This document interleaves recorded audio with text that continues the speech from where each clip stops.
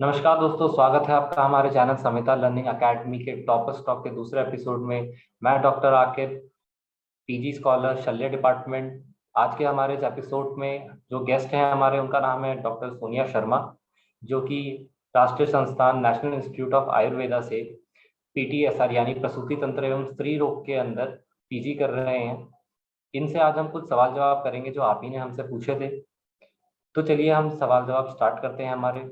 तो नमस्कार डॉक्टर साहब, हमारा पहला सवाल ये है कि एंट्रेंस एग्जाम, जो एमडी एंट्रेंस एग्जाम है, वो क्या है, कौन इसे कंडक्ट कराता है, इसका पैटर्न क्या है, इसके बारे में जरा बताइए। MD entrance exam all India level का एग्जाम है। ये आफ्टर बीएमएस कंप्लीट होने के बाद में होता है और इसे मतलब AIAPGT कहते हैं।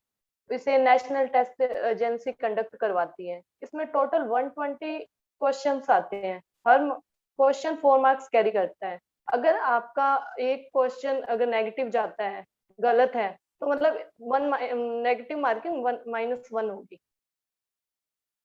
जी, मतलब सही सवाल के आपको चार चार नंबर नंबर। मिलेंगे और गलत जवाब का आपका एक नंबर माइनस हो जाएगा। हाँ जी। Okay.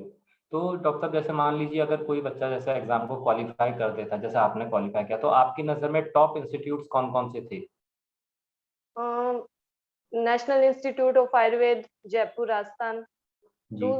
Aiah all India institute of Ayurveda Delhi, BHU Banaras Hindu university और IPGTRA जामनगर। ये चारों मतलब नेशनल इंस्टीट्यूट है। इसके अलावा भी स्टेट गवर्नमेंट के प्राइवेट और गवर्नमेंट कॉलेजेस हैं। अच्छा, तो मतलब आपकी प्रेफरेंस एनआईए था? हाँ नहीं, ये थी जी ये। जी। तो डॉक्टर साहब, एमडी एंट्रेंस क्लियर करने के बाद आपने जैसे एडमिशन लिया, आपने क्यों सोचा एमडी करने का, क्या फ्यूचर में फायदा है? एक तो सबसे बड़ी चीज की हायर एजुकेशन है, नो डाउट। इसके बाद जैसे एमडी करने के बाद आपके पास ऑप्शन ज्यादा होते हैं कि आपको अगर रिसर्च फील्ड में जाना है तो आप रिसर्च फील्ड में जा सकते हैं। क्लिनिकल फील्ड में जाना है, किसी का इंटरेस्ट होता है कि मेरे को क्लिनिकल ही करना है, तो क्लिनिकल फील्ड ज्वाइन कर सकता है। किसी को बिल्कुल। एकेडमिक का होता है तो एकेडमिक में जा सकता है। तो ये जी है कि आपके पास अपॉर्चुनिटी ज्यादा हो जाती है एमडी करने के बाद। बिल्कुल बिल्कुल, बहुत सही बताया आपने कि बहुत वास्ट हो जाता है उसके बाद आपका फ्यूचर, आप कहीं भी बहुत सारी फील्ड्स के अंदर जा सकते हैं। तो जैसे डॉक्टर साहब कि जैसे हमें आपके बारे में जैसे पता है कि आप मैरिड हैं। बहुत से लोग होते हैं एंट्रेंस के टाइम मैरिड, या तो पहले से मैरिड होते हैं या किसी की शादी हो जाती है। तो क्या ऐसा हम सोच सकते हैं कि शादी के बाद एंट्रेंस की तैयारी करना मुश्किल हो जाता है? फर्स्ट ऑफ ऑल अपने माइंड में ये चीज ही नहीं लानी कि मैं मैरिड हूँ तो मैं नहीं कर सकती। कि अपने जी पॉजिटिव वे में चलना चाहिए उस चीज में कि आप सबसे बड़ी चीज इसमें कि आप टाइम मैनेजमेंट कर लेते हो तो आपकी सब चीजें सॉल्व हो जाती है। कि आपने टाइम मैनेजमेंट कर लिया तो आप अपने फैमिली के साथ साथ स्टडी को भी टाइम दे सकते हैं। और ये इतना मुश्किल भी नहीं होता कि आप अपना काम कर रहे हो, अपने माइंड में चीजें रिवाइज करते रहते हो कि आपके श्लोक थे कि आपने हाँ ये काम है तो चलो ठीक है, माइंड में श्लोक चल रहे हैं। तो टाइम मैनेजमेंट एक शेड्यूल के साथ चलोगे तो कुछ भी मुश्किल नहीं है। बिल्कुल बिल्कुल, बहुत अच्छा, ये काफ़ी लोगों को इंस्पायर करेगा बिल्कुल कि मैरिड लाइफ के साथ भी आप पढ़ाई करके एंट्रेंस एग्जाम क्लियर कर सकते हैं। बिल्कुल। एक डॉक्टर साहब, बहुत कॉमन क्वेश्चन हमसे पूछा गया, आपने भी इसे फेस किया होगा, कि जब बच्चे तैयारी करते हैं तो सारी संहिताएं पढ़ते हैं, लघुत्रयी, बृहत्त्रयी, चरक पढ़ते हैं, सुश्रुत पढ़ते हैं, वाग्भट पढ़ते हैं, काश्यप पढ़ते हैं। तो बहुत सारे, सबके अलग अलग मत हैं अपने अपने। तो इन्हें याद रखने के लिए क्या तरीका अपनाना चाहिए? ये सबसे कॉमन क्वेश्चन बच्चों ने पूछा है। अ, सबसे पहले जैसे आपने चरक पढ़ी तो मतलब जी आप चरक को ही पढ़ो। उस टाइम पे ये नहीं होता कि चरक आपने पढ़ी तो उसमें आप सुश्रुत भी कंपेयर कर रहे हो, वाग्भट भी कंपेयर कर रहे हो, छोटी संहिताएं भी कंपेयर करके पढ़ रहे हो। चरक पढ़ी तो एक बार उसी पे फोकस करना है कि हाँ हमें चरक ही कंप्लीट करनी है। उसके बाद सुश्रुत पढ़ी तो चरक की चीजें उसमें आती है कि उनसे कंपेयर करो, उनको रिवाइज करना है। फिर वाग्भट पढ़ी पढ़ी तो चरक और सुश्रुत दोनों को लेके आपको चलना है कि चरक सुश्रुत का उससे कंपैरिजन कर लिया वाग्भट से। फिर छोटी संहिताएं पढ़ी, लघु संहिताएं आई तो उनको चरक सुश्रुत वाग्भट जो पहली संहिताएं हैं उनसे अपने कंपेयर करके चलते हैं। और उनको बार बार रिवीजन जरूरी होता है। तो ये नहीं कि आप अपने बिल्कुल। चरक पढ़ी तो चरक में ही सब कुछ कर लिया, या सुश्रुत पढ़ी तो उसी में पहले कर लिया। रिवाइज करना बहुत जरूरी है, बार बार उनको याद करना। मतलब रिवीजन करना और जो चीज पढ़ रहे हैं उस पर फोकस करना ज्यादा है, सब कुछ एक साथ नहीं पढ़ना है, ऐसा आप कहना चाह रहे हैं? जी। बिल्कुल बिल्कुल, बहुत सही। अ, आपकी लास्ट एग्जाम से 2 महीने पहले, जब जो एग्जाम का पीक टाइम होता है, जैसे 2 महीने पहले का टाइम है, उस टाइम आपकी स्ट्रैटेजी क्या रहती है? अ, सबसे पहले तो ये था कि मैंने एक शेड्यूल बनाया, कि उस शेड्यूल को मुझे जैसे भी था कि कंप्लीट करना था। और ये भी नहीं था कि कोई लंबा शेड्यूल बनाया, 10 दिन का शेड्यूल बनाया। उसमें जैसे 3 दिन चरक को दिए, और उसमें 3 दिन सुश्रुत को दिए, या 3 दिन दूसरी संहिताओं को दिए। ऐसे करके एक शेड्यूल बनाया, उसमें साथ साथ छोटी संहिताओं को भी दिया। 3 दिन चरक पड़ी तो साथ में लघु संहिताओं भी ऐड कर ली एक दो, और साथ में 2-3 घंटे एमसीक्यूज करने थे। बट ये था कि जितना मैंने शेड्यूल बनाया है उसको मैंने किसी भी तरीके से कंप्लीट करना है। और आपका मतलब शेड्यूल इतना बड़ा भी नहीं होना चाहिए कि आपने 2 महीने को पूरा शेड्यूल बना लिया, तो हो सकता है कि आपका कंप्लीट ना हो। तो एक मतलब शेड्यूल बना के उसको पूरा फॉलो करना है, उसको कैसे भी करके 10 दिन का शेड्यूल है उसको कंप्लीट करना है किसी भी तरीके से। तो इससे आपके मतलब इतना स्ट्रेस भी नहीं आता, और कंप्लीट भी होता है शेड्यूल वगैरह, और चलता रहता है पढ़ाई का।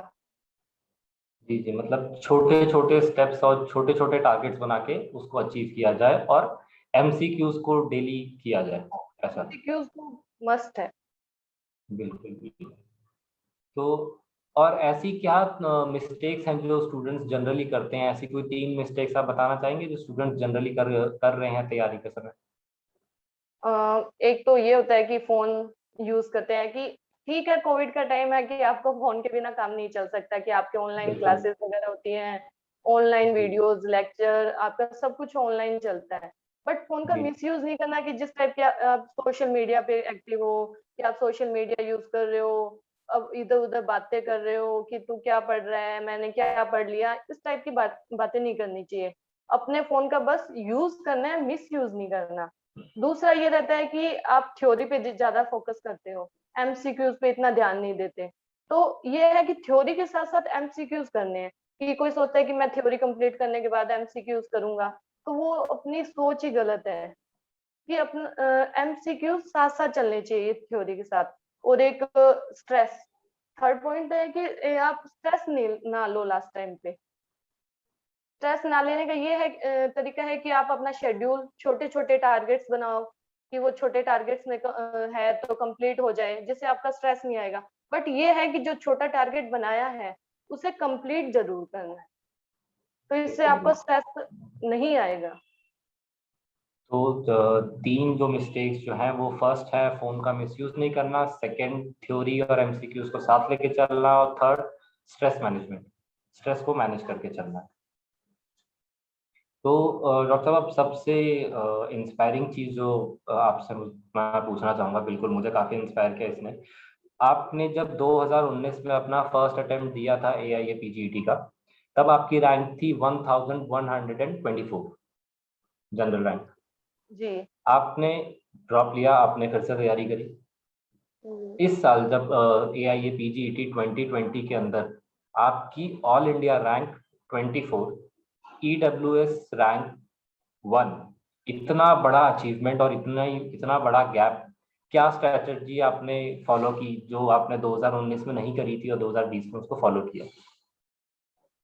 इसमें सबसे बड़ा रोल तो मेरे गाइड डॉक्टर कपिल शर्मा बोस का है। कि वो मतलब हर चीज पे मुझे मोटिवेट करते थे, कि ये चीज ऐसे करनी है, हर चीज के लिए गाइडेंस किया उन्होंने मुझे, कि ये चीजें ऐसे पढ़नी है, ऐसे करना है। मैंने उनकी बात को फॉलो किया। थ्योरीज के जैसे मैंने फर्स्ट टाइम तैयारी की थी तब मतलब मैंने थ्योरी पे इतना मतलब ज्यादा फोकस किया था, एमसीक्यूज इतने नहीं किए थे। तो जी। उस बार मैंने जब तैयारी की थी तो मैंने एमसीक्यूज पे ज्यादा फोकस किया। थ्योरी के साथ साथ एमसीक्यू सॉल्व किए, बार बार चीजों को रिवाइज किया। और जी जी।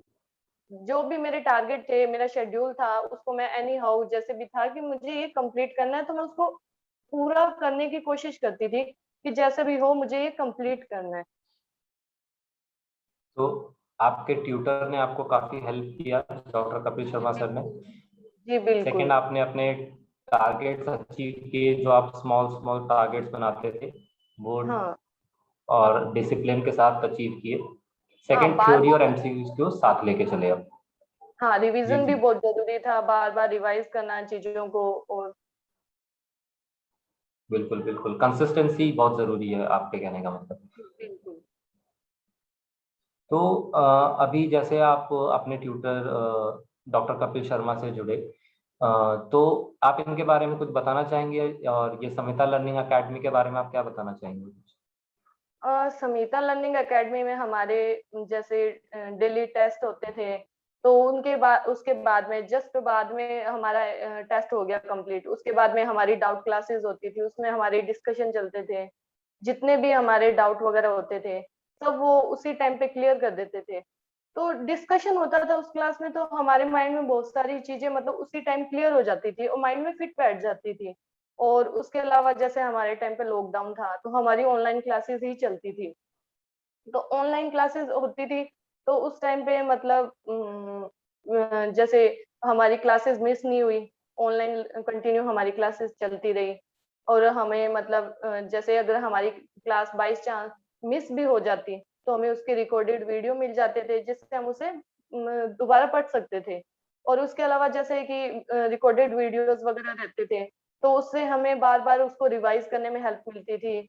और जैसे कपिल बॉस हमें श्लोक वगैरह याद करवाते थे, एक दो श्लोक याद करवाते थे, तो उसकी मतलब एक डायरी बनवाई हुई थी, तो वो हम सुबह उसको लर्न करते थे।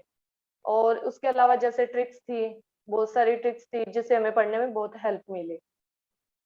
बिल्कुल बिल्कुल, मतलब स्मार्ट स्टडी करवाया गया आपको, आपको एक जी गाइडेंस मिला, उन्होंने आपको स्मार्ट स्टडी करना सिखाया, देन आपने इतना बड़ा टारगेट ईडब्ल्यूएस रैंक 1 काफी अचीव किया आपने, कॉन्ग्रेचुलेशन फॉर दैट। और थैंक यू सो मच। मैं अपने दर्शकों को बताना चाहूंगा कि आप समिता लर्निंग एकेडमी के साथ जुड़ सकते हैं। इसके साथ जुड़ने के लिए आपको कुछ नहीं करना है, नीचे डिस्क्रिप्शन में आपको समिता लर्निंग एकेडमी की एप्लीकेशन का लिंक मिल जाएगा, आप इसे डाउनलोड कर सकते हैं। इस पे कंटेंट है, आप कंटेंट देख सकते हैं, फ्री ट्रायल क्लासेस ले सकते हैं, और हमारे साथ जुड़ सकते हैं। Thank you so much Samita learning academy के साथ जुड़ने के लिए, धन्यवाद।